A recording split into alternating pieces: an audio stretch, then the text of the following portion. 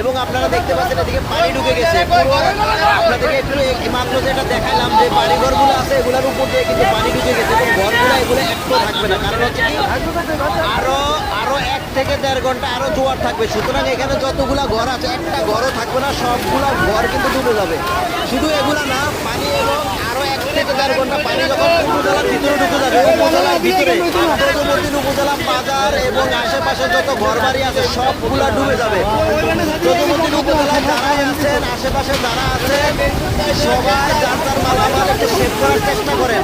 আমি হয়তো আর এরপরে লাইভে আসতে পারবো না, কারণ আমার নেটওয়ার্কও থাকবে না এখানে কোনো, এবং একটু পর আমার মোবাইলও বন্ধ হয়ে যাবে।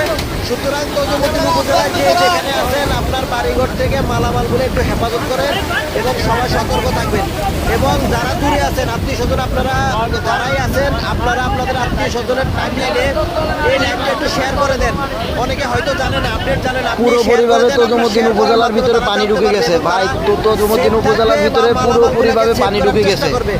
দ্রুত লাইভটা শেয়ার করে দেন আপনারা। আমি আপনাদেরকে আরেকটু দেখাই, যেখানে আছেন পুরো রিং সবাই সচেতন থাকুন। যার যার মালামাল আছে চৌদ্দমতিন উপজেলায় যারাই আছেন, যার যার মালামাল আছেন বাড়িঘর থেকে সবাই একটু সতর্ক থাকুন এবং সেভ করার একটু চেষ্টা করেন। যার যার মালামাল আছে যেভাবে পারেন সবাই একটু সেভ করার চেষ্টা করেন। পানি কিন্তু ঢুকে গেছে, দেখতে পাচ্ছেন এখানে জোয়ারের কারণে মূল বেড়িবাঁধ ভেঙে পানি ভিতরে ঢুকে গেছে। সুতরাং ভিডিওটা এবং এই লাইভটা শেয়ার করে দ্রুত সরিয়ে দেন, সবাই যেন সতর্ক থাকতে পারে, মালামাল সেভ রাখতে পারে।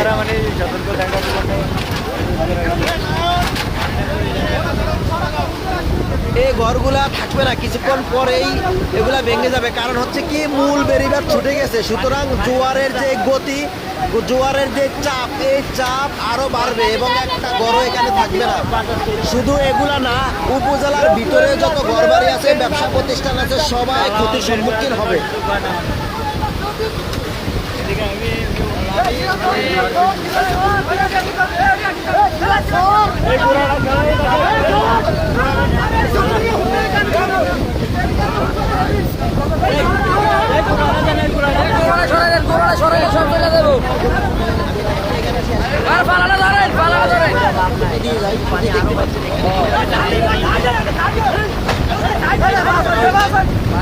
কি অবস্থা?